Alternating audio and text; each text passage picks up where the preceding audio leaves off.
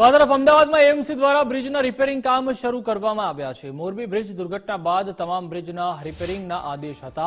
રાજ્યના તમામ બ્રિજના સમારકામના સરકારે આદેશ આપ્યા હતા। આદેશ બાદ એએમસીએ શહેરના 88 બ્રિજની તપાસ કરી હતી। તપાસમાં 69 બ્રિજને મરામતની જરૂર હોવાનું બહાર આવ્યું છે।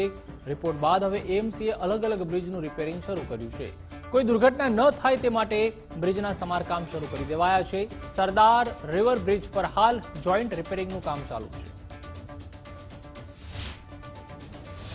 મોરબી બ્રિજ દુર્ઘટના બાદ રાજ્યના તમામ બ્રિજોની તપાસ કરવાની વાત રાજ્ય સરકારે કરી હતી। ત્યારે અમદાવાદ શહેરની અંદર આવેલા તમામ 88 બ્રિજોની પણ તપાસ કરવામાં આવી હતી, જેમાં 69 જેટલા બ્રિજ એવા છે કે જેને મરામતની જરૂર છે। ત્યારે તેને જ લઈને અમદાવાદમાં સરદાર રિવર બ્રિજ આવેલો છે, જે જમાલપુર ખાતે સાબરમતી નદી પરથી પસાર થાય છે, કે જેના જોઈન્ટ્સને લઈને કામગીરી છે તે શરૂ કરવામાં આવી છે।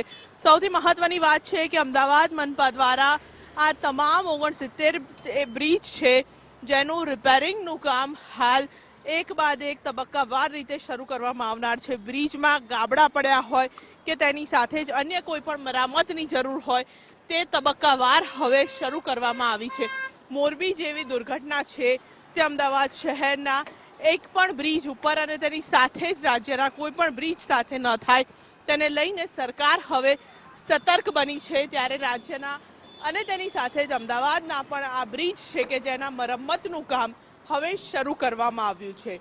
કેમેરામેન નરેશ રજોરા સાથે રીમા દોશી, ગુજરાત ફર્સ્ટ, અમદાવાદ।